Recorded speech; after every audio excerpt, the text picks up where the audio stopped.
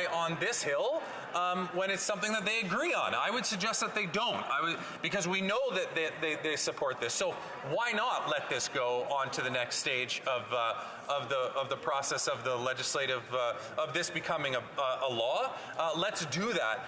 Let's delay and use tactics to delay when there are issues so important to conservatives that they feel as though they need to delay it, not just whenever they feel like, or not just for the purpose of slowing down government business. Thank you, Mr. Speaker.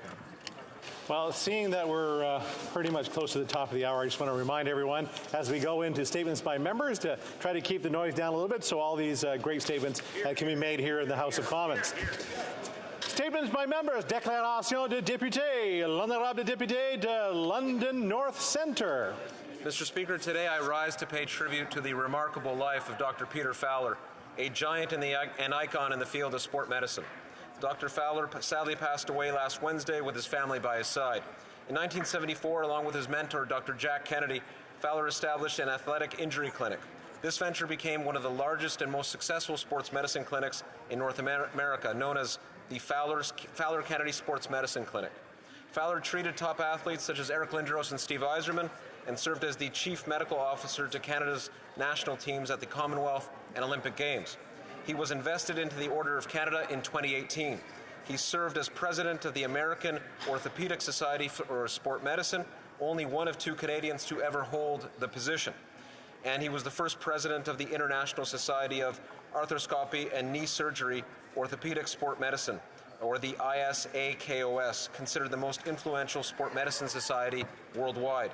Dr. Fowler's legacy will live on through his family and those he mentored. There are many. Thank you very much, Mr. Speaker. May his memory live in eternal peace. The Honourable Member for Edmonton Manning.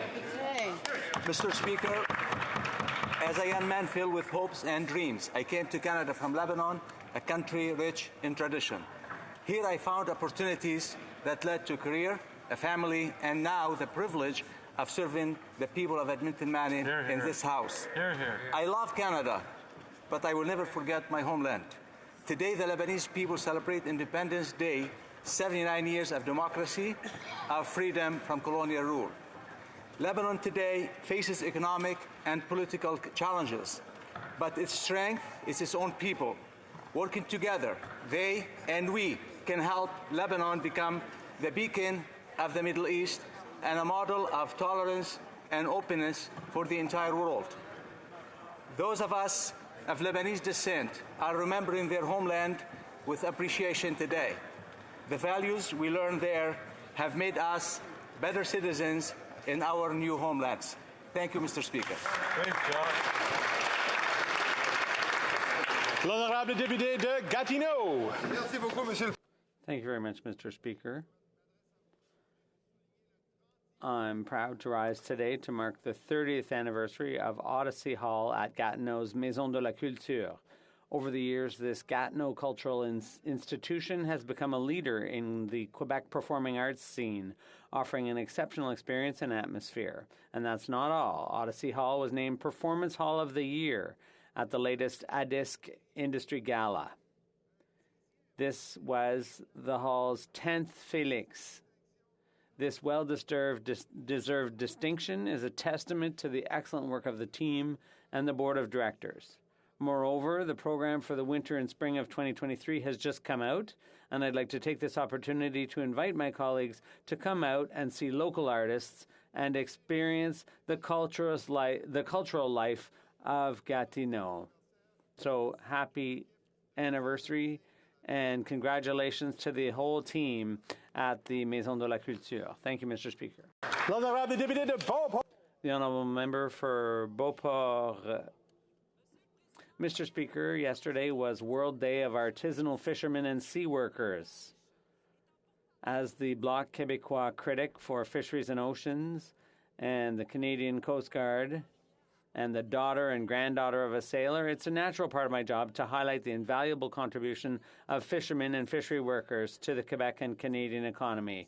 I welcome the presence on the Hill this week of the Regroupement des Pêcheurs Professionnels du Sud de la Gaspésie and the Maritime Fishermen's Union. You can count on us to carry your voice to promote sustainable fishing and protect your fishing economy. You are the last bastion against the foreign mass investor.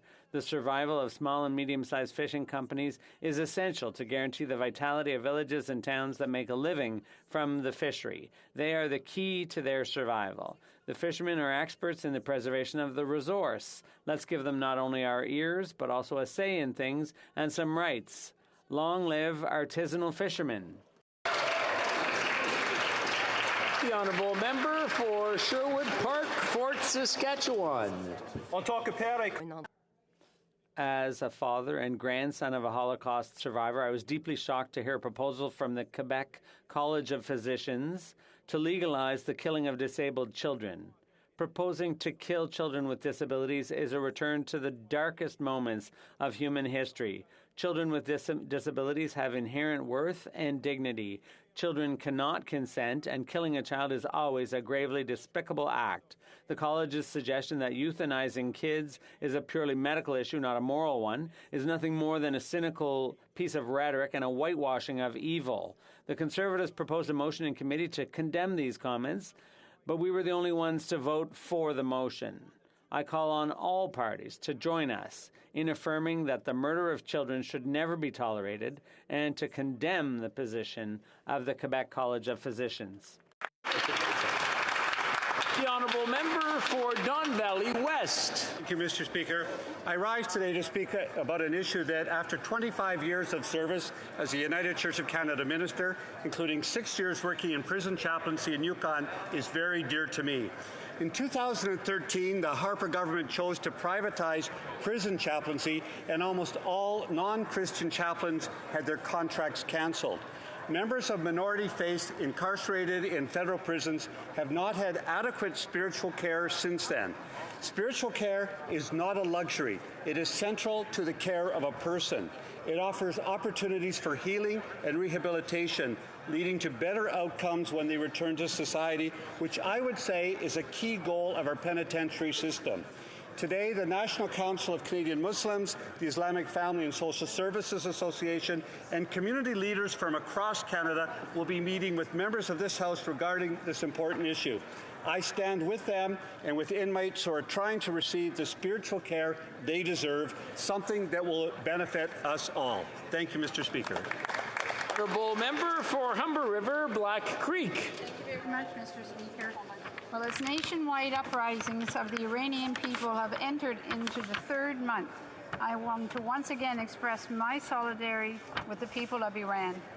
This uprising that began on September the 16th, after the barbaric murder in custody of 22-year-old Mahsa Amini, has spread to nearly 240 cities in Iran and globally. These ongoing rallies across Iran and around the world demonstrate the tremendous courage and the thirst for freedom. Last Sunday in Toronto, there were hundreds of thousands of people who attended a rally in support of the Iranian people. Yet the despicableness of the regime in Iran has shown no limits. Thousands of people have been arrested and hundreds of people have been killed, including many of those being young children. Standing up against the 43 years of repression is a historic moment for Iran. And we, as part of the international community, shall do everything we can to help Iranians to continue the momentum of their fight for fundamental human rights and freedoms. Thank you, Mr. Speaker. Hear, hear. Honourable member for Winnipeg North. Speaker, we often hear how important it is to bring the concerns of our constituents to Ottawa. Let me tell you about bringing the Government of Canada to the residents of Winnipeg North. Since the summer, we've had the Minister of Health come to Winnipeg North. We've had the International Minister of Trade come to Winnipeg North. The Minister of Foreign Affairs come to Winnipeg North. We've had the Minister of Seniors come to Winnipeg North. Mr. Speaker, we even had the Prime Minister of Canada come and visit Stanley Knowles in Winnipeg North. This is a government that understands the importance of connecting with real people throughout our country, Mr. Speaker, and I'm so proud to be a Liberal member of Parliament. Thank you, Mr. Speaker. The honourable member for Peterborough Kawartha. Canadians are struggling right now. Our affordability crisis is a mental health crisis. Many Canadians are living day to day, some moment to moment. But there is hope. From the top. If I can have order in the chamber so that we can hear the honourable member. She's got something that's very important to her in her writing. I think we should all listen. The honourable member for Peterborough Kawartha, from the top, please. Thank you, Mr. Speaker, and good afternoon. Canadians are struggling right now. Our affordability crisis is a mental health crisis. Many Canadians are living day to day, some moment to moment.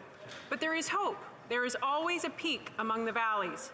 In my community, there are many examples of amazing people and organizations who give their time and kindness to make a difference.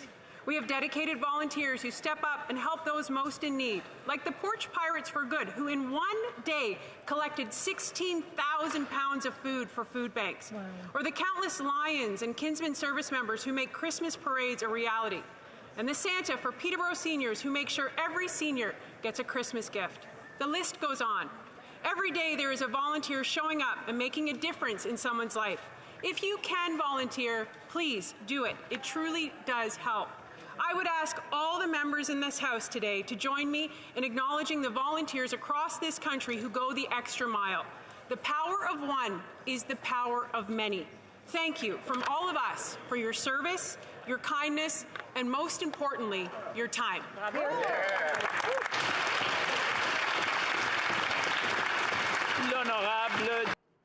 The honourable member for Sherbrooke.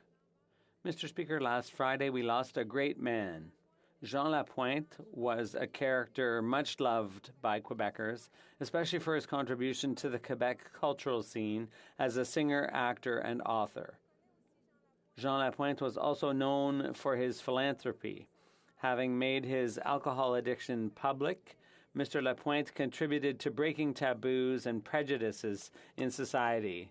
He also founded the Maison Jean Lapointe and the Jean Lapointe Foundation, which help people with addictions. He was then appointed to the Senate, where he served for almost a decade. In recognition of his service to Quebecers and all Canadians, he was named an Officer of the National Order of Quebec and an Officer of the Order of Canada. Mr. Lapointe is thanked for his many accomplishments, but Jean Lapointe's greatest legacy is his humanity. Through his humanity, he was able to touch the hearts of Quebecers and help our society advance. All of us in this room should be inspired by him. Thank you, Mr. Speaker. Honourable member for Parry Sound, Muskoka. Never has a government spent so much to accomplish so little. This Liberal government promised a life-changing housing plan. Well, here's the change, Mr. Speaker. Students are living in homeless shelters. Healthcare workers are living in tents. Hard-working Canadians are left on the street. They did everything we asked them. They worked hard. They got an education. They got a good job. And now they're left out in the cold. $4.5 billion. That's the amount these Liberals have spent on 6 different housing programs so far. And now the Auditor General reports that they have no idea if this money is making any difference or not. The Liberals have failed.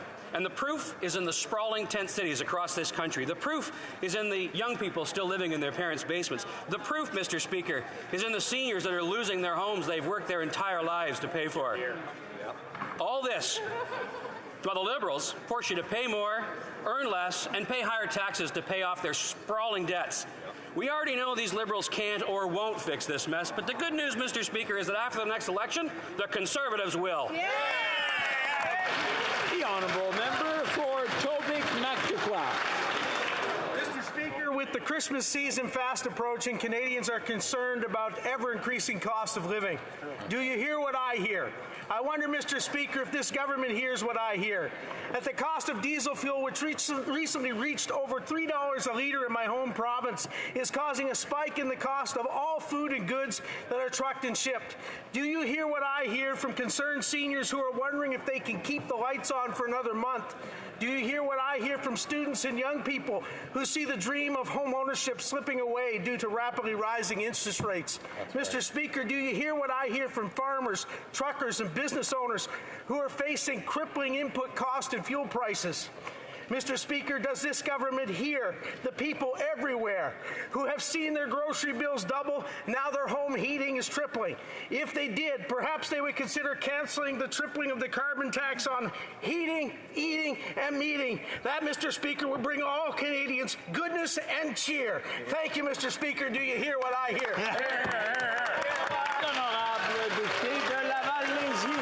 The Honourable Member for Laval-les-Îles.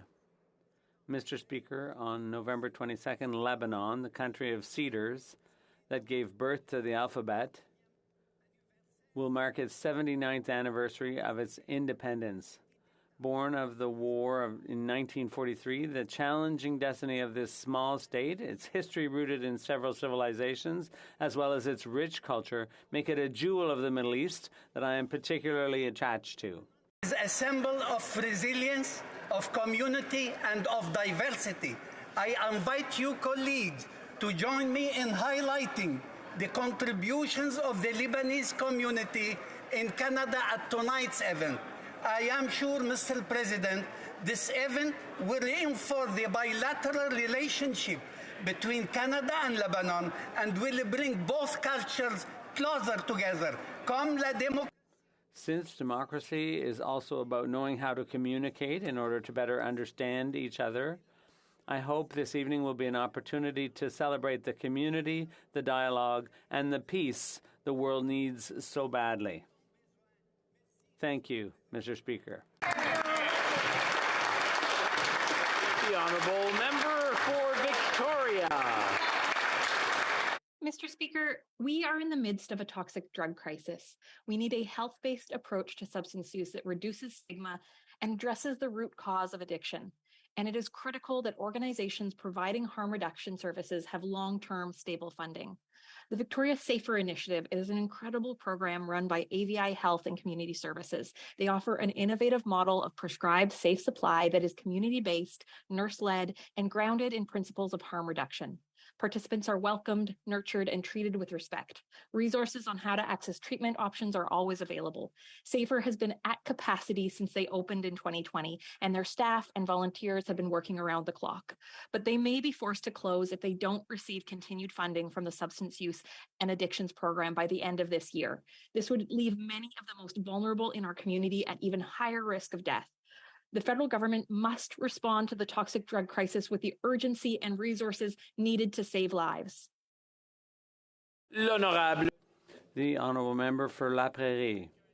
Mr. Speaker, with great respect, I'd like to underscore the outstanding work of one of my constituents from the University of Quebec in Montreal, who will soon be retiring. Since January 2018, she has directed this institution with a student body of 40,000 people. She's a very dynamic person, and she broadened the institution's horizons in order to help it thrive. And that has led to the opening of a new campus in Saint-Constant, and I will be eternally grateful to her for that. I'd like to commend her on her patience, her friendliness, and of the whole team, in fact. They embarked on this project when I proposed the idea to them, so I'd like to thank them once again for having put their hearts into it. This project made it possible for me to see how effective and efficient you were and how deserving you are of your great reputation. I'd like to thank this individual for her contributions and best of luck in the future. Member for Regina Louvain. Do you feel like everything in Canada is broken? Well, you're not alone. Whether it's a record high 1.5 million Canadians who now rely on food banks to put food on their tables each month, or the Liberal-made inflation disaster that's causing people to choose between heating and eating, or the housing crunch that is forcing 30-year-olds to live in their parents' basements, or the opioid crisis that has taken the lives of the people we love way too soon. This Liberal government cannot get anything right. We are the breadbasket of the world, yet we have universities sending out fundraising letters asking for money to feed hungry students. In Canada, Mr. Speaker, 56.8% of university students are going to bed hungry. The campaign is called Knowledge, Not Hunger.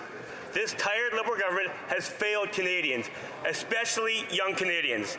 Mr. Speaker, instead of trying to build back better, why don't you put it back the way you found it?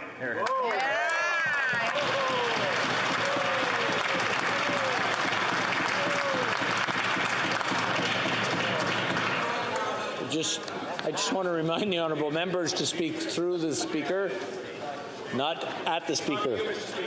The honourable member for York Centre. Thank you, Mr. Speaker. Mr. Speaker, this past Halloween, we challenged the youth of York Centre not just to trick or treat, but to trick or eat and collect non-perishable food for local food banks.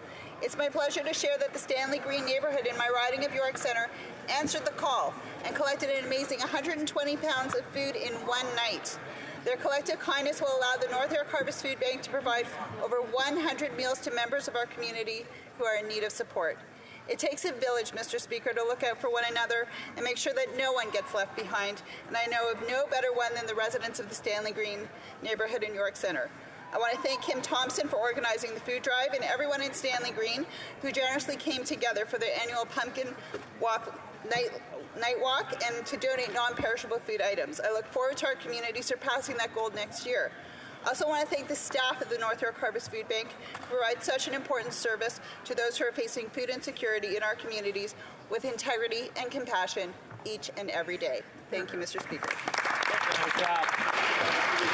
Question orale, oral questions. The Honourable Leader of the Opposition.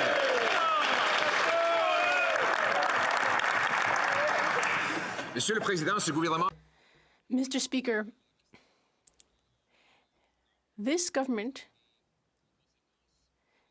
is told Canadians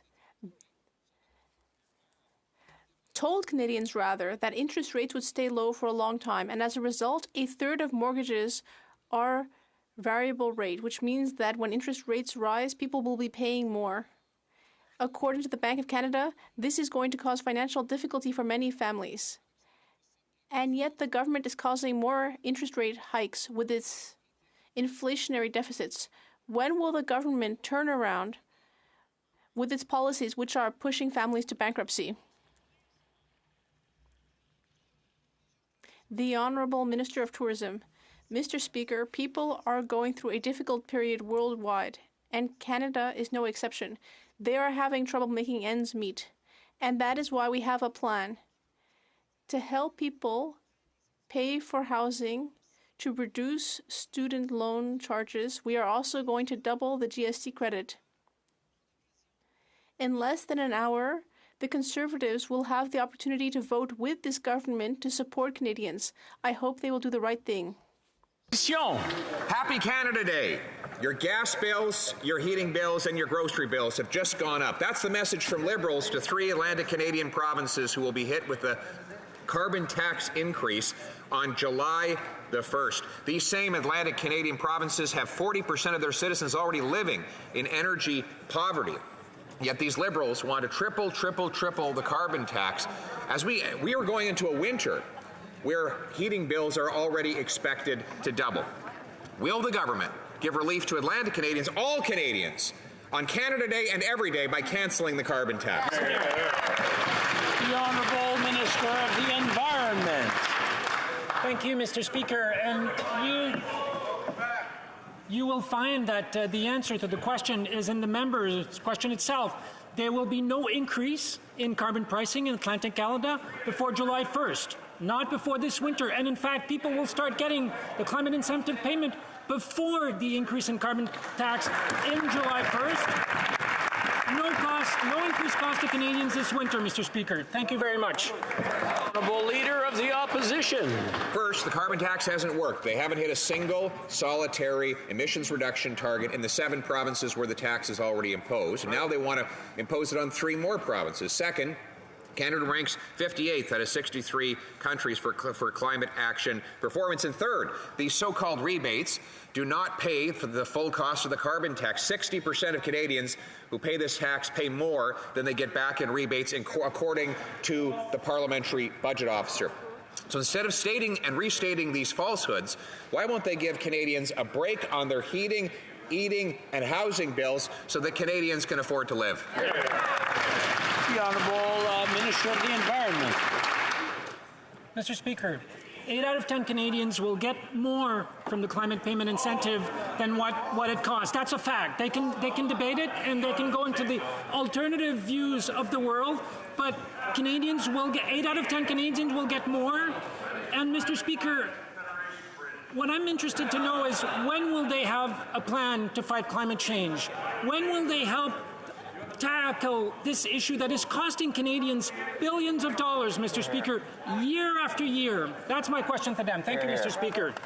The honourable member for Regina Capel. Well, Mr. Speaker, the real question is when will they have an environmental plan? Because they haven't hit a single target that they've set for themselves, and that's not our opinion. That is the finding of their own departmental reports. And it was the parliamentary budget officer that this Prime Minister appointed that came to the conclusion that the vast majority of Canadians pay more in the carbon tax than they hope to receive in any rebate. And now a report shows that Canada has come in 58th out of 63 when it comes to climate action, falling behind China and Indonesia. So when will they finally accept the science and admit that they have a tax plan, not an environment plan? The Honourable Minister. Accept the science minister coming from the Conservative Party of Canada. Their Minister of Science did not even believe in the theory of evolution, Mr. Speaker, and they would like us to say that they believe in science. That's very rich. And newsflash for the Conservative Party of Canada, Mr. Speaker, emissions have gone down in 2019 and 2020. That's a fact, Mr. Speaker. Member for Regina Capel.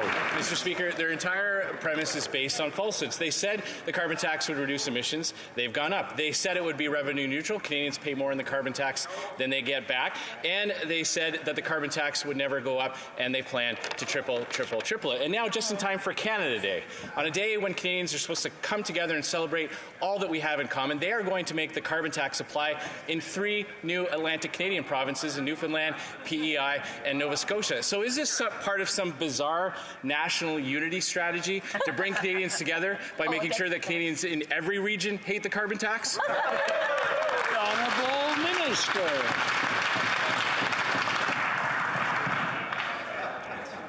Unlike the Conservative Party of Canada, Mr. Speaker, Canadians believe that we need to do our fair share when it comes to fighting climate change. They believe that climate change is real, and they believe that we need to be doing something about it. Now, for 10 years, they didn't do anything about it, for sure, and now they're blaming us because of their inaction, Mr. Speaker. That's a bit rich. We are playing catch-up because for 10 years, nothing was done when it comes to fighting climate change in Canada, but we are now have one of the best plans in the world, and our emissions have started going down, and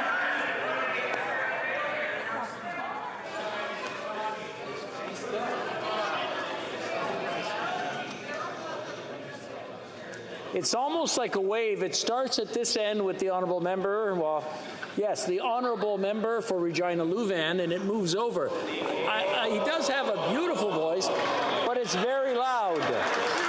So I'm going to ask him to tone it down. So we'll go over. Nous allons continuer. L'honorable député de The honourable member for La Prairie.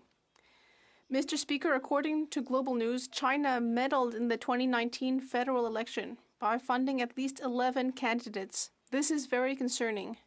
And yet, when the opposition questions the Prime Minister, he goes on the offensive. This morning, at a press briefing, he compared the opposition parties to Donald Trump. Wow. My question is simple. If Chinese interference in our election isn't important, if it doesn't matter that they tried to fund candidates, if there's really nothing to worry about, then why did the Prime Minister take the time to bring it up with Chinese President Xi Jinping at the G20? The Honourable Parliamentary Secretary. Protecting Canadian democracy is something this government takes seriously, and it's a responsibility that we will always act to ensure that our Canadian democracy is protected. And that's why we're taking real action on this. It includes our national security agencies who conduct investigations and use all the tools available to them. We as a government will always ensure those agencies have the resources that they need, and we will pursue all options that are available to protect Canadian democracy, Mr. Speaker. Député de la Prairie. The honourable member.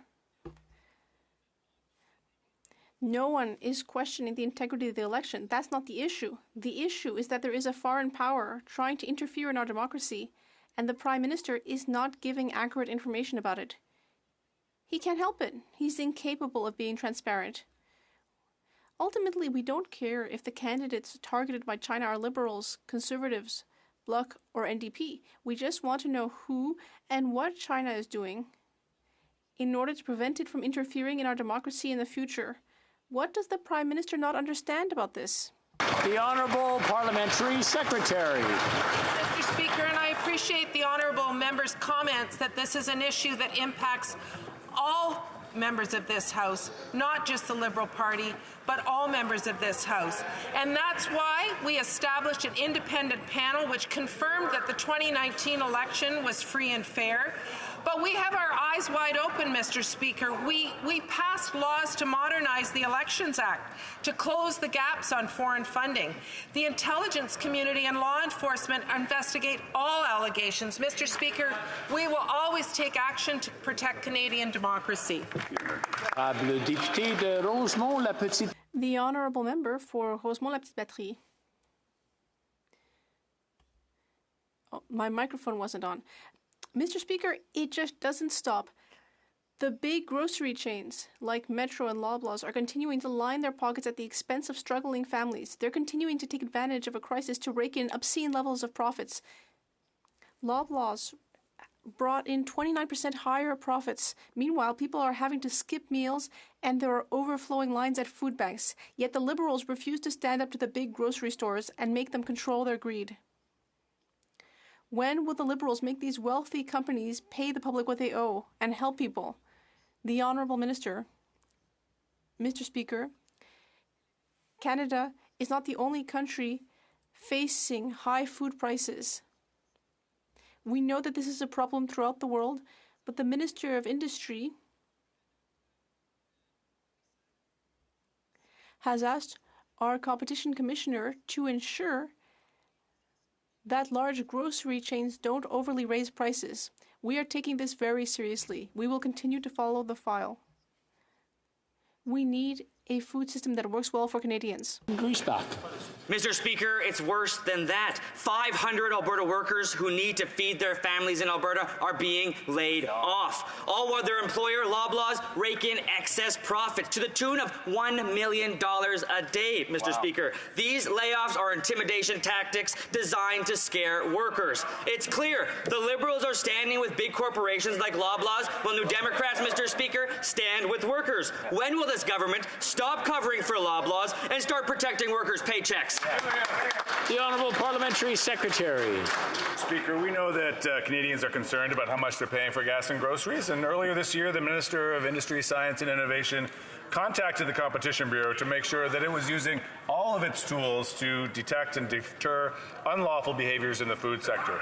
Following up, to prevent businesses from taking advantage of high prices and profiting off of Canadians, we've asked the Bureau to immediately look into these matters. We will continue working to make life more affordable for Canadians, Mr. Speaker. Excellent. The Honourable Member for Calgary, Forest Lawn. Liberals continue to throw fuel on the inflationary fire and caused home heating costs to go up.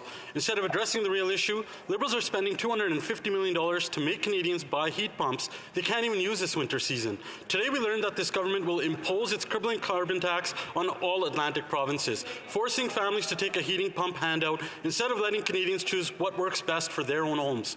Why won't this Liberal government do the right thing, get out of the way, and axe a carbon tax on home heating? The Honourable Minister of Natural Resources. Thank you, Mr. Speaker. As we've said many times in this House, addressing climate change is an existential threat to the future of the human race and certainly is of critical importance to our children and our grandchildren. But we must do so in a manner that addresses the affordability issues and that actually has a plan for creating a prosperous future in a lower carbon environment. We have put into place a number of measures, not simply the $250 million we announced with respect to heat pumps, which is very important, but the Green Buildings Program and a whole range of other things that are ensuring that Canadians can make the transition in an affordable way. Climate change is real. We need to fight it with thoughtful and effective plans. Honourable member for Calgary, Forest Lawn.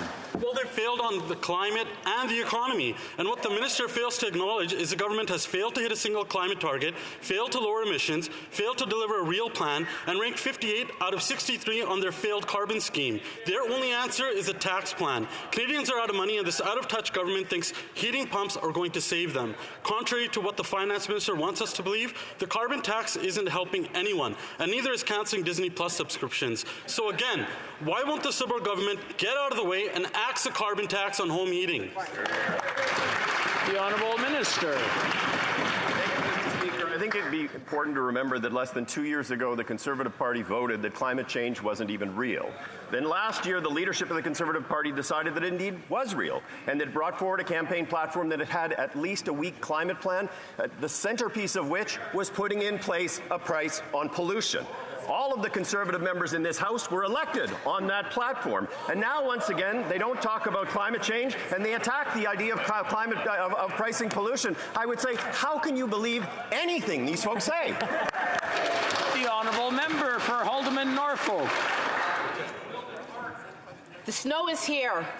And the calls are coming in across the country from families who are wearing their winter coats inside their homes just to keep warm and save money on heating costs. The temperatures are dropping across the country and home energy bills are rising. Many Canadians are faced with the horrible choice of having to cut back meals and turn down their heat in their homes just to get through this winter.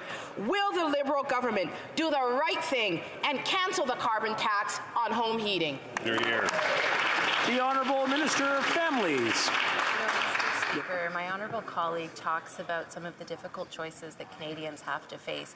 And on this side of the House, we understand that. That's why we've been there continuously for the last 7 years to help Canadians in need. Now, my honourable colleague in her caucus has a chance today to support the fall economic statement that would help Canadian families with the enhanced Canada Worker Benefit that's going to come 4 times a year as opposed to once a year. Will help students with eliminating permanently the interest on the federal portion of their student loans. Mr. Speaker, if they really do care about Canadians, I hope they demonstrate it today by voting in favour of initiatives that will support them. Honourable member for Haldimand, Norfolk. There are at least 1 million Canadians that will go without heating their homes this winter. The Liberals don't have an environmental plan. They have a tax plan. They have not met one single environmental target. The Liberals' irresponsible and reckless spending is the cause of this inflationary nightmare.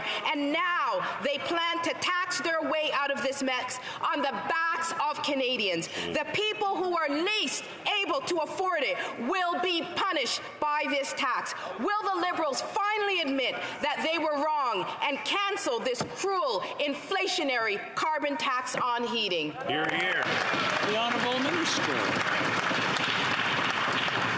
What's cruel, Mr. Speaker? What's cruel is talking about the spending that we did in the pandemic that supported millions of Canadians. The Canada Emergency Response Benefit helped millions of Canadians. The Canada Emergency Wage Subsidy helped millions of Canadians. Mr. Speaker, we were there for Canadians in their time of need, and we continue to be there. What we haven't seen is the Conservative Party of Canada and their members of Parliament be there to support Canadians. But I hope that they decide today to do the right thing, to be there to help the most vulnerable and support the fall economic statement.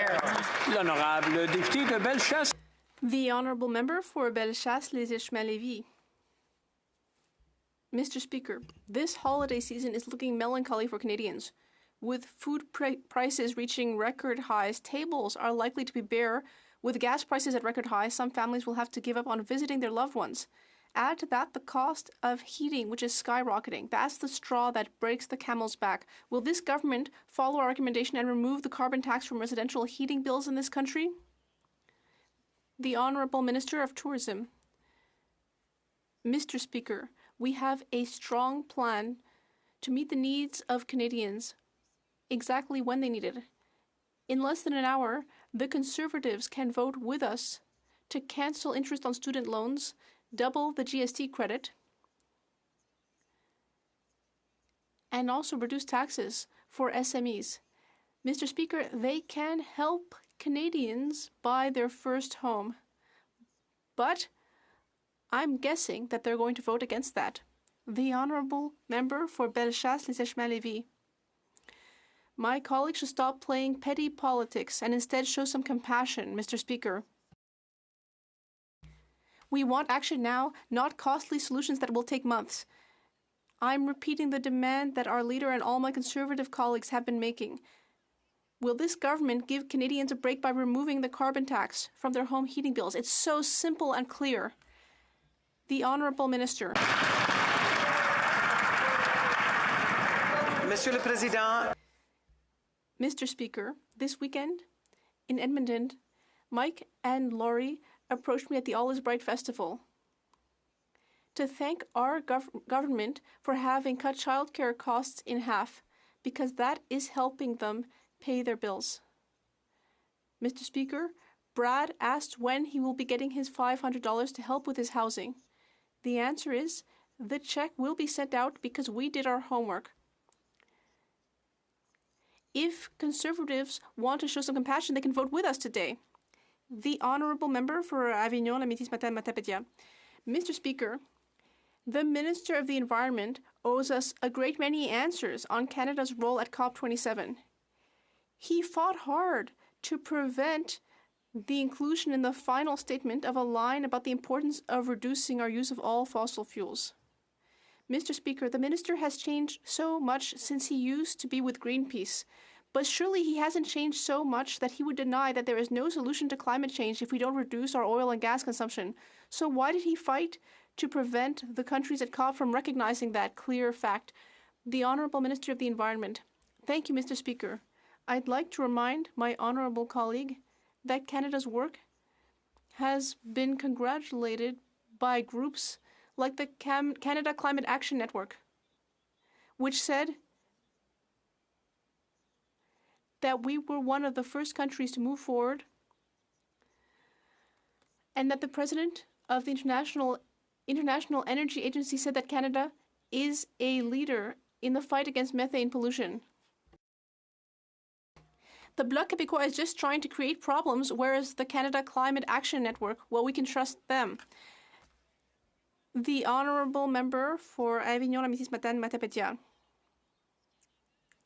Mr. Speaker, Canada's performance at COP27 is a step back on three fronts. First of all, the Prime Minister wasn't even there. Secondly, Canada invited oil companies to take part.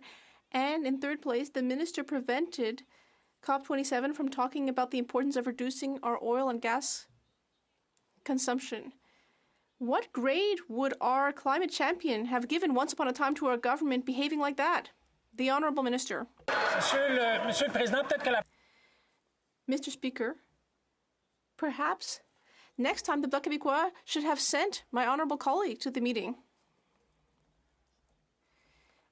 because she would have heard from my own lips the fact that in front of media from throughout the globe, we supported the UK's proposal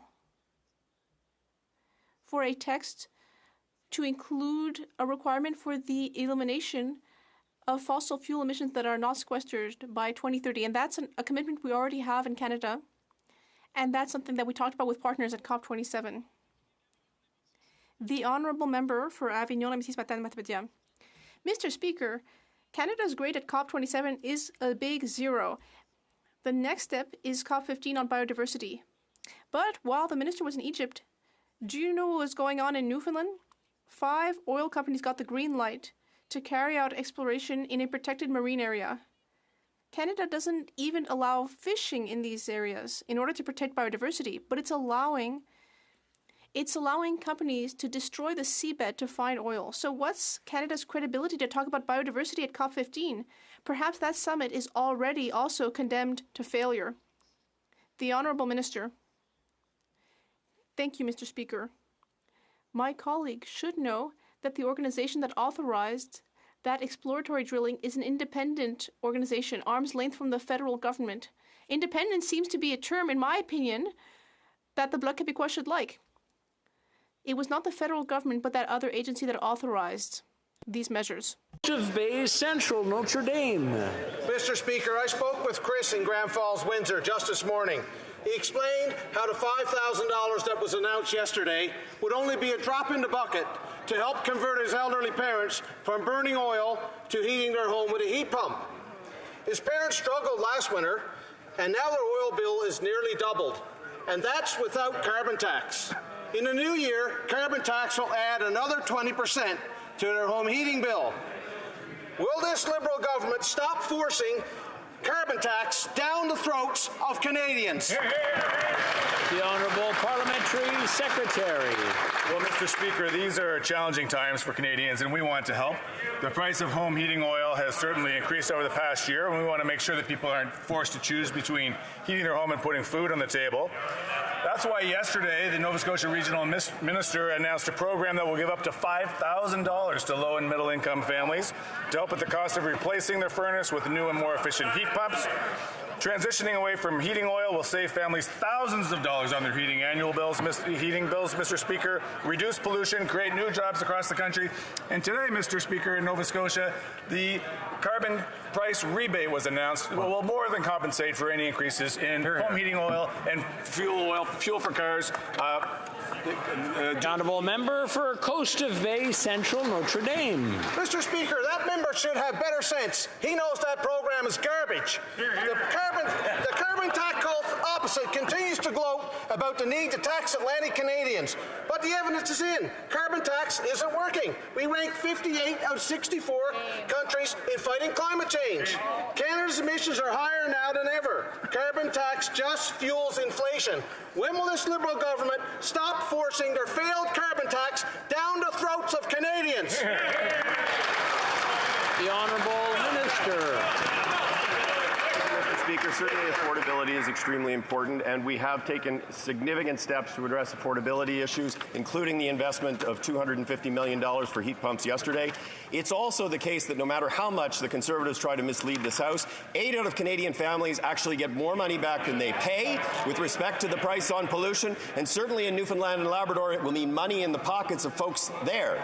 I would also say, as I said before, it bears stating that every member of that side of the House campaigned on putting in place a price on pollution in the last election. What do you say to your constituents? My goodness. The Honourable Member for South Shore St. Margaret's. Nova Scotia surpassed the Liberal federal government's 2030 emission targets already and will reach net zero by 2050 without a carbon tax, but these Liberals today are imposing one, and that carbon tax is going to add $360 to a tank of home heating oil when 40% of Atlantic Canadians are living in energy poverty.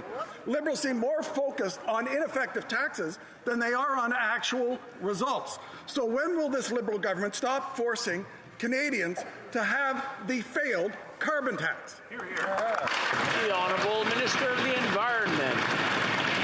Thank you, Mr. Speaker. Maybe the member opposite should listen to the leader of the opposition, who recognized earlier that this will not take into effect before July of next year. Now, I don't know about you, Mr. Speaker, but in July, I don't tend to heat my home very much. They would like Canadians to continue to be dependent.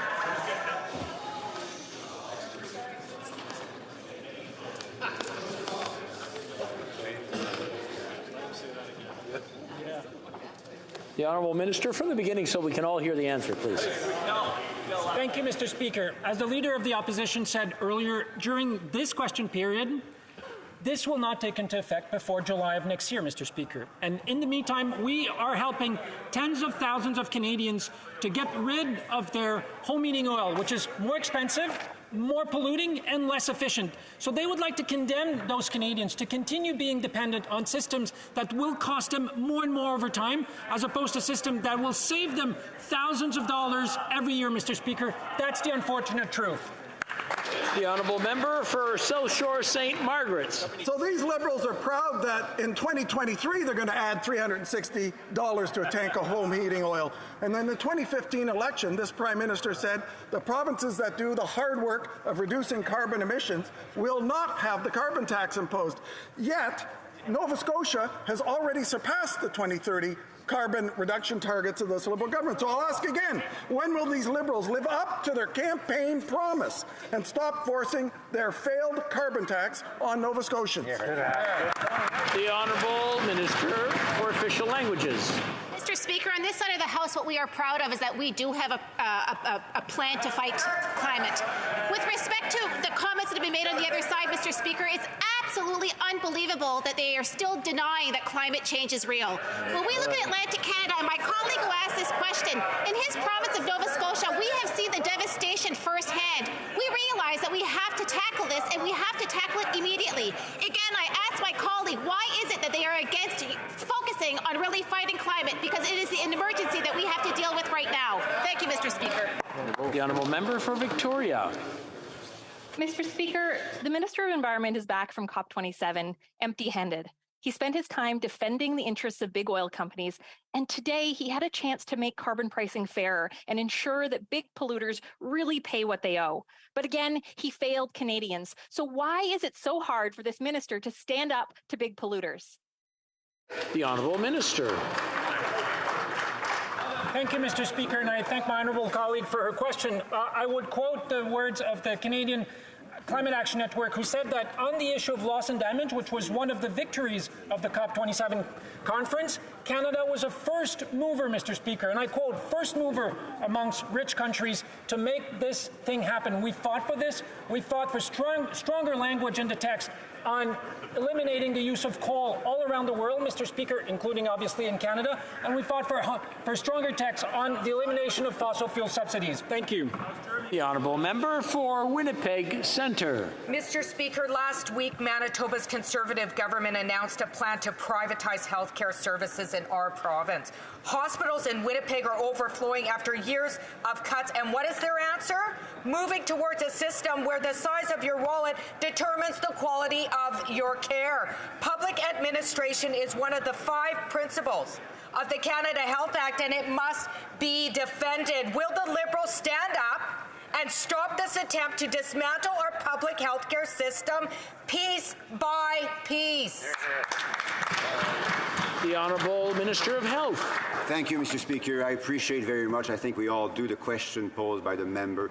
We're all very mindful of the challenges our public health care system is going through now, with health workers being tired, leaving in large numbers, sometimes thinking about their future, nurses in particular. That's why we want to maintain and to support our public health system, and that's why exactly we need to do that in collaboration and in support to provinces and territories. Member for Kings Hants. Mr. Speaker, this past weekend, myself and other colleagues in this House had the opportunity to participate in the Halifax International Security Forum. It's a forum that brings together political, military, and industrial leaders from around the world to talk about today's security challenges. I remember being a part of the forum last year when the Russian buildup in Ukraine we were trying to contemplate whether or not this was just a provocation. A year later, we know indeed that's not the case. The terrible illegal invasion that we've seen and the challenges it has created. We know the importance of Canada's relationship with NATO, and I asked the minister if she can provide an update to this House on an announcement she made in Nova Scotia that matters to Canada and NATO's relationship in providing security. Thank you. The Honourable Minister of Defence. Thank you, Mr. Speaker. Canada stands firmly on the side of democracy and the rule of law with our allies. That is why we will continue offering unwavering support to Ukraine. Hear, hear. This weekend, Canada announced that Halifax would be the location for the NATO Defence Innovation Accelerator, Diana, which will bring together innovators, tech companies, and researchers to solve critical security challenges. As we face new threats and pressures, this is exactly the type of leadership that Canada will continue to offer. Member for Thornhill. I don't feel safe in Canada. That's the message from Iranian Canadians, and it's being ignored by these Liberals. Canada's spy agency says that it's investigating multiple death threats on Canadians who stand with the tens of thousands protesting the brutal regime who kills its own people in Iran. Death threats. They are pleading for protection from this government. So when do they go from the platitudes of monitoring the situation to actually protecting our own citizens here in Canada? That's right. The Honourable Parliamentary Secretary. Thank you, Mr. Speaker, and we will always stand with Iranian Canadians and with Iran as these protests are going on, and that's why we have taken serious action to ensure that the entities that must be treated severely are being treated severely, and that we will always stand with Iranian Canadians in standing up to the actions of the Iranian government. Thank you, Mr. Speaker. The honourable member for St. Albert, Edmonton. Speaker, Global News reported that last January, the Prime Minister was briefed by CSIS about a vast campaign of interference by Beijing in the 2019 election. After 2 weeks of silence, suddenly and narrowly, the Prime Minister claims that he was not briefed about candidates. But that, of course, does not address the broader question about whether the Prime Minister was briefed about Beijing's interference. So was the Prime Minister briefed, yes or no? The Honourable Parliamentary Secretary. Speaker, and I will remind this House that the purpose of foreign interference is to sow chaos and throw our democratic institutions into disarray. That's why we're taking action to combat attempted foreign interference, Mr. Speaker, beginning with our national security agencies, who conduct investigations and use all the tools at their disposal. It also includes significant work to shore up Canada's institutions and critical infrastructure, like Bill C-26, to bolster cybersecurity and give new tools to the RCMP. I invite all members of this House to support the government in supporting Bill C-26. The honourable member for St. Albert, Edmonton. Mr. Speaker, my question was about what the Prime Minister may have learned in January. Non-answers like that and incomplete information from the Prime Minister after 2 weeks of silence hardly instill confidence that the Prime Minister is being open and transparent with Canadians. So again, with respect to January, was the Prime Minister briefed?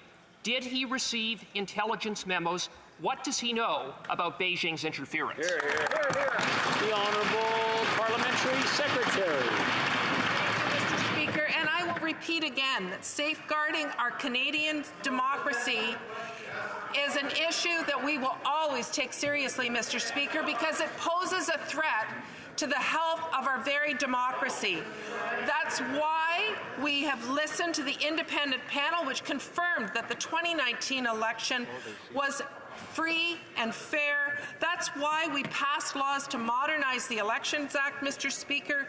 We will always stand up and protect our democracy because it's a responsibility that we take seriously, Mr. Speaker. The honourable member for Mégantic-L'Érable. Mr. Speaker, it's not by not answering the question that Canadians are going to feel that they have trust in their elections. We're asking a very simple question. For 2 weeks now, we've been asking the same question to the government. Did the Prime Minister get briefed on foreign interference from the Chinese Communist regime in the elections in 2019? We've been asking this very simple question. He said that he wasn't briefed on the funding of 11 candidates. Was he briefed on this foreign interference from Beijing in the election? Parliamentary Secretary. Thank you, Mr. Speaker. And I will repeat what I have been saying in this House numerous times, that we need to take a step back and remember what the purpose of foreign interference is. It is to create chaos in this country. We will stand up for our democracy. We will always ensure that our democratic institutions are protected. That includes, Mr. Speaker, providing resources to our security agencies, to the RCMP, to ensure they have the tools to investigate when they need to. We are trusting that we will always stand up for Canadian democracy, Mr. Speaker, and I invite all members of this House to join us. The honourable member for La Pointe de l'Île. Mr. Speaker, the Prime Minister has just returned from the La Francophonie Summit in Tunisia. And while he was there, he repeated, hand on heart, the importance of promoting and protecting the French language. But it's the same thing as with the environment.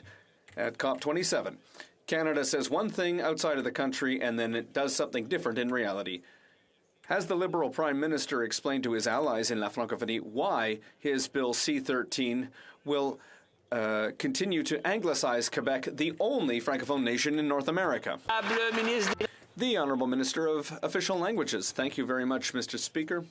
First of all, Mr. Speaker, we are the first government to recognize the decline of French around the country, including in Quebec, and that's why we are moving forward with an ambitious bill, a bill with teeth, to ensure that we can do our fair share to contribute to reversing the decline of French. Mr. Speaker, for a few weeks now, the Bloc and the Conservatives have been playing political games at committee, and I don't understand why they don't want to move forward with a bill that is going to make a real difference in the lives of Canadians. I would like to remind the member for Portneuf-Jacques-Cartier that just because he's not looking at me, that doesn't mean that I can't see him yelling in the House. The honourable member for La Pointe-de-l'Île. Mr. Speaker, I hope that the countries represented in La Francophonie will do everything except follow Canada's example when it comes to promoting the French language. Because if they were to imitate Canada, they would be tabling bills like C-13, which allow a slippery slope towards English in workplaces. They would ban 80% of Francophone African students, and they would find it normal that Francophones in the public service feel uneasy about working in their own language or uncomfortable working in their own language. Do the Liberals realize that if other countries did like they did, La Francophonie would be weaker around the world? The Honourable Minister. Mr. Speaker, what we need is partners from the opposition benches to help us move this bill forward, a bill that's going to make a real difference in the lives of Canadians. But what are we seeing right now, Mr. Speaker? Well, once again, political games that the Bloc Québécois and the Conservatives are playing.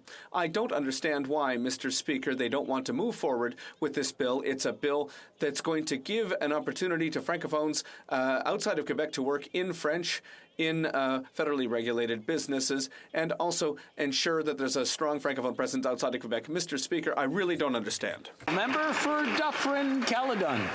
92%, Mr. Speaker. Gang-related homicides are up 92% since 2015. Let that sink in. 124,000. 124,000 more violent crimes this past year than in 2015. When will this Liberal government learn their hug-a-thug approach to crime in this country is literally costing Canadians their lives? But if you listen to them, everything's fine. Will they abandon this soft-on-crime approach? The Honourable Parliamentary Secretary. And the timing of that question couldn't be better, because this afternoon we are starting clause-by-clause consideration of Bill C-22, which will be transformational legislation when it comes to gun control in this country, Mr. Speaker. But that's not all we're doing, Mr. Speaker. We're also ensuring that communities have the resources that they need to support young people from starting involvement with gangs. We've put $1 billion into the border to make sure that we are bolstering our border to prevent guns from being struggled. We know that we need a multifaceted approach, Mr. Speaker, and that's exactly what we're doing. The Honourable Member for Charlebourg-Haute-Saint-Charles.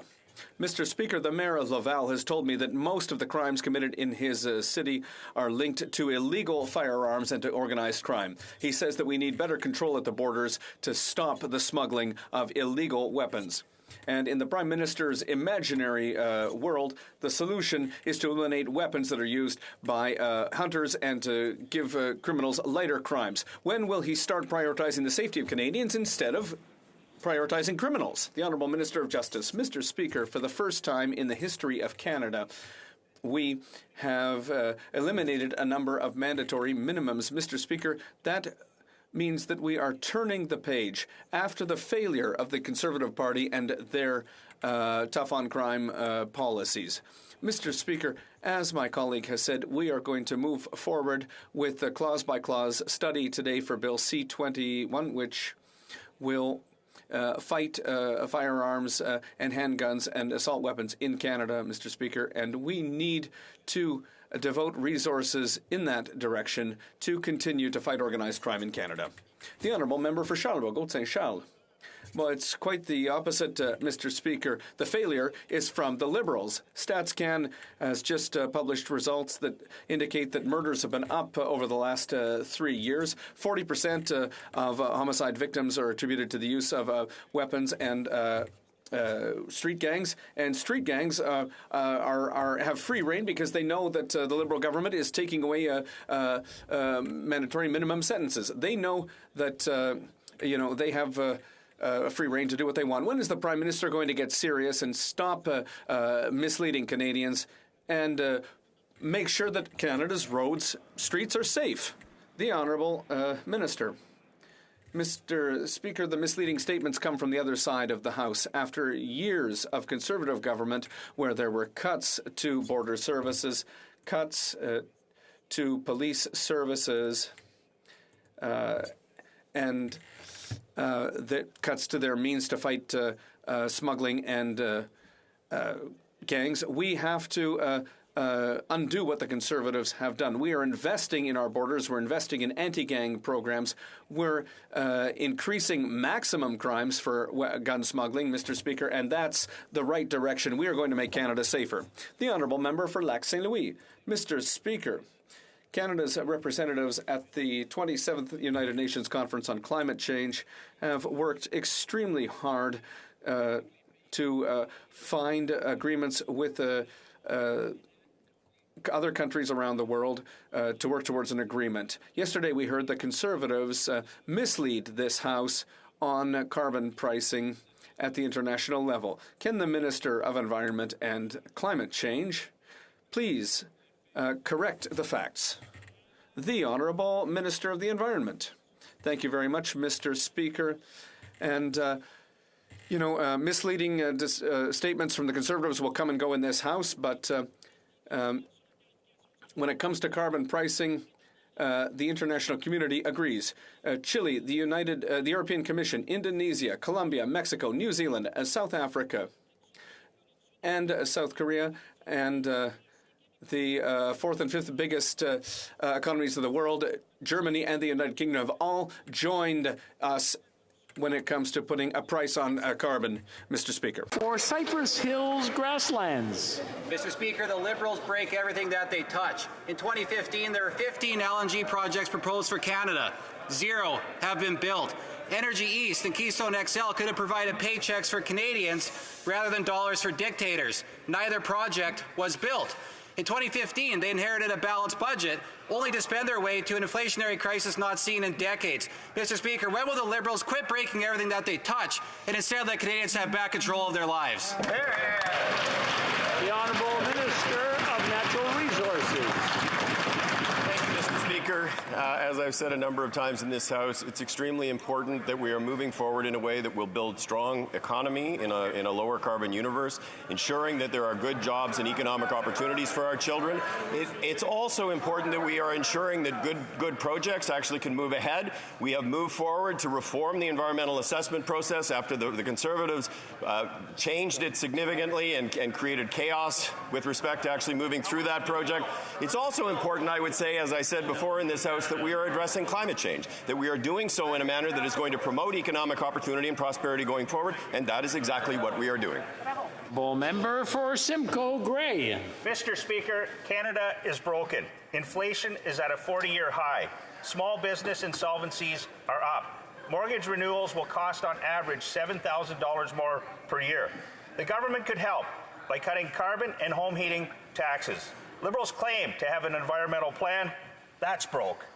In fact, Canada was ranked 58th this week in the Climate Change Performance Index, behind Saudi Arabia, Russia, and Iran.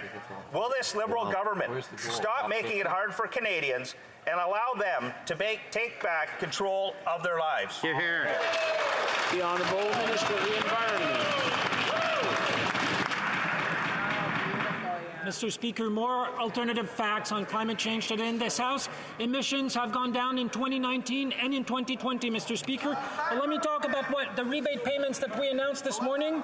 A family of 4 in Nova Scotia will get 4 times a year, $248. In Prince Edward Island, $240. In Newfoundland and Labrador, $328. They will get that 4 times a year, Mr. Speaker. We're there to have Canadians back and fight climate change.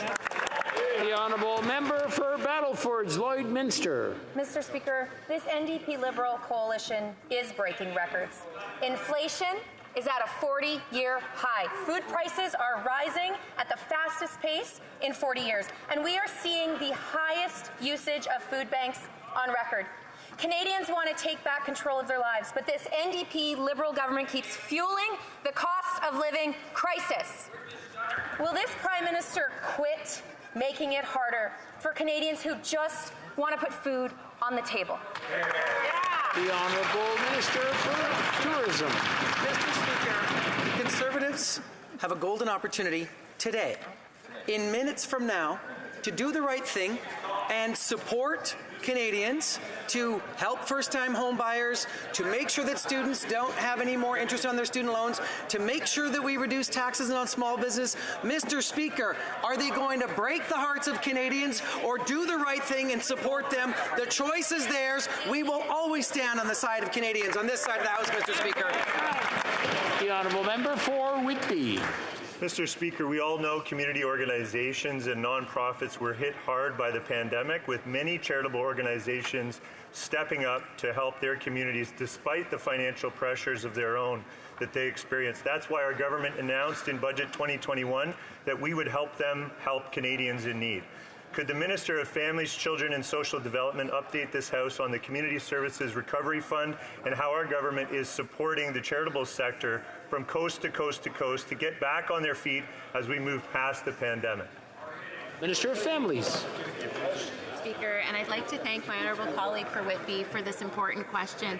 Today, Mr. Speaker, I was pleased to announce the launch of the Community Support Recovery Fund, a $400 million Interrupt. There's some shouting that's starting from way over at the other end. We finally got this side quieted down, and now it's starting from down there. I'm going to ask everyone just to quiet down, and on that side, way in the back. So I'm going to ask everybody to take a deep breath, and let's finish off on a high note. The Honourable Minister from the top, please. Great. Thank you very much, Mr. Speaker. And I'd like to thank my honourable colleague from Whitby for his important question. Today, I was really pleased to announce the $400 million Community Services Recovery Fund for the charitable and not-for-profit sector here in Canada. We are going to be working with national funders, the Red Cross, Community Foundations of Canada, and the United Way to deliver this for those folks and organizations that are on the front lines of delivering the most important services right across this country. I encourage all members to let organizations in their community know that they can... Member for Vancouver East. Today is National Housing Day. 1 in 5 Canadians cannot afford a safe place to call home. The Liberals are completely out of touch. They are building homes families cannot afford and have done little to end homelessness. The cost of rent has soared all over the country. The average one-bedroom in Toronto is now over $2,500, in Vancouver, $2,600. The Liberals opened the door for housing profiteering, displacing seniors, people with disabilities, and low-income renters. Why are the Liberals treating housing like a stock market and instead of a necessity? The Honourable Parliamentary Secretary. Merci, Monsieur le Président. Thank you, Mr. Speaker, and I'd like to thank my colleague for this question. And we both share the same concern, and that is that we need to make sure that all Canadians have access to affordable housing across the country. And that's exactly what the first and only national housing strategy in Canada has as a goal, and we will continue to work to make sure that all Canadians have access to affordable housing. Member for Esquimalt, Saanich Sooke. Thank you, Mr. Speaker. 2 Saskatchewan First Nation sisters have served nearly 30 years of a sentence resulting from a wrongful conviction. Tomorrow, the Kewazon sisters face a bail hearing where Saskatchewan appears to be using every trick in the book to keep them in custody. Nearly 50,000 Canadians have signed a petition calling for their release. What is the Minister of Justice doing on this case, and how much longer will Canadians have to wait for the Wrongful Convictions Commission we need to bring an end to these injustices? Honourable Minister of Justice. Thank you, Mr. Speaker. I thank the honourable member for his question. I know we share a passion for justice in criminal matters. Mr. Speaker, I can't comment on an active case of a wrongful convictions file because of the potential role that the Department of Justice and my office and even myself might have to play down the road. What I can say, Mr. Speaker, is that the creation of a miscarriage of justice commission or a wrongful convictions commission is in my mandate letter. I have received a report from former Justices Harry Laforme and Juanita Westmoreland-Traoré on the potential architecture for such a commission. And Mr. Speaker, I can assure the honourable member and I can assure this House that I'm working hard to make sure that that miscarriage of justice commission sees the light of day very soon. I'm afraid that's all the time we have for question period today. C'est tout le temps que nous avons. The honourable member for Edmonton Greensbox is rising on a point of order. Mr. Speaker, if you see it, I believe you will find unanimous consent for the following motion. That, given that international sporting governing bodies have a moral obligation to support players and fans in highlighting the fight for equality against homophobia, transphobia, and all forms of discrimination in sport, the House condemn the decision of FIFA to threaten to penalize players and teams who wear One Love armbands at the World Cup in Qatar. All those opposed to the honourable member moving the motion will please say nay. Agreed. The House has heard the terms of the motion. All those opposed to the motion will please say nay. Carried.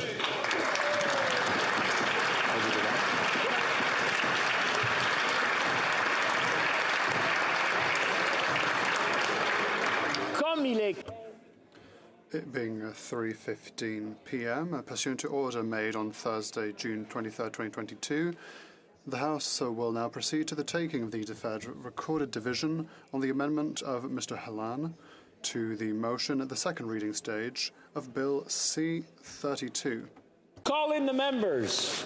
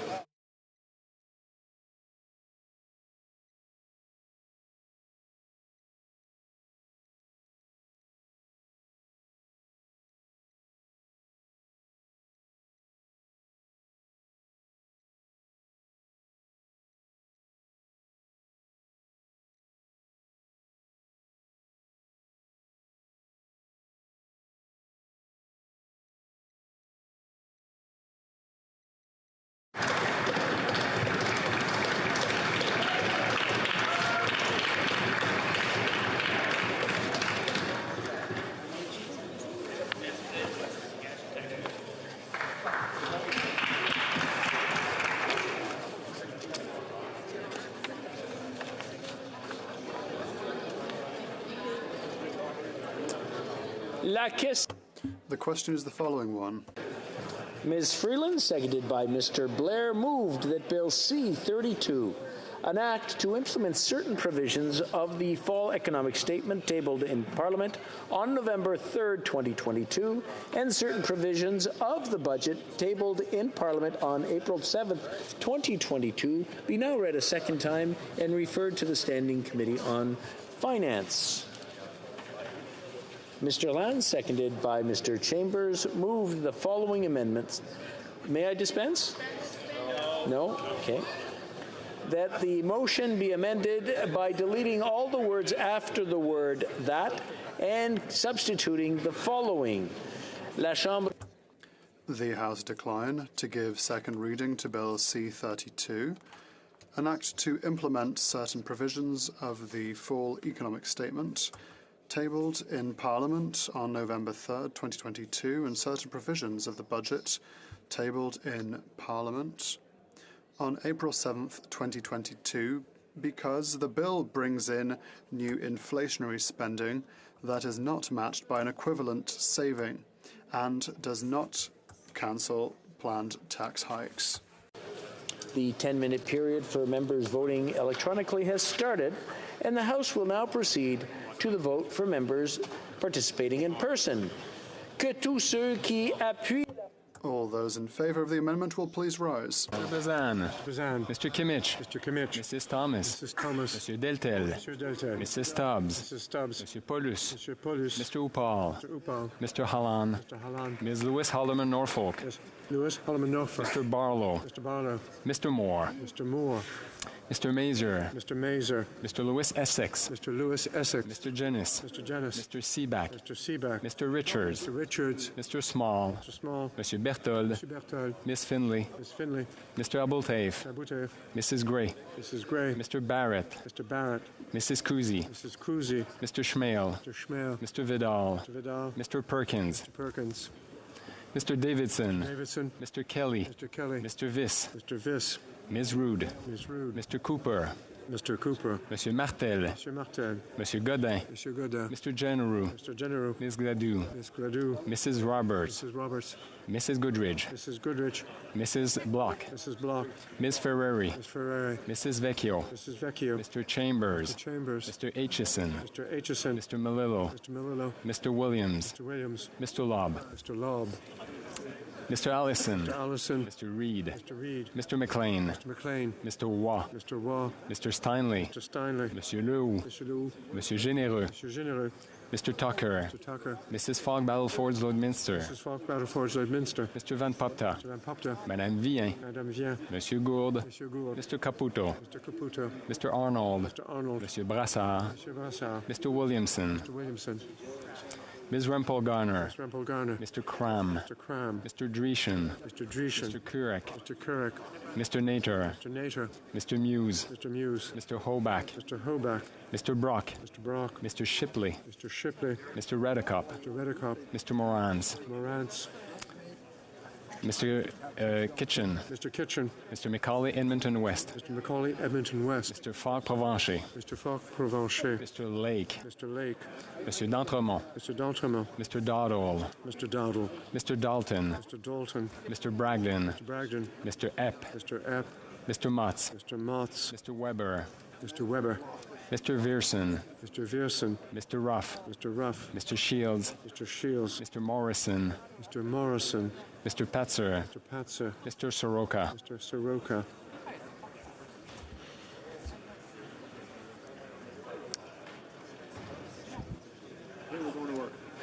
Que tous ceux qui s'opposent à l'amendement. All those opposed to the amendment will please rise. Macaulay Cardigan. Mr. Blair. Ms. Bennett. Ms. Annan. Monsieur Lametti. Monsieur Guilbeault.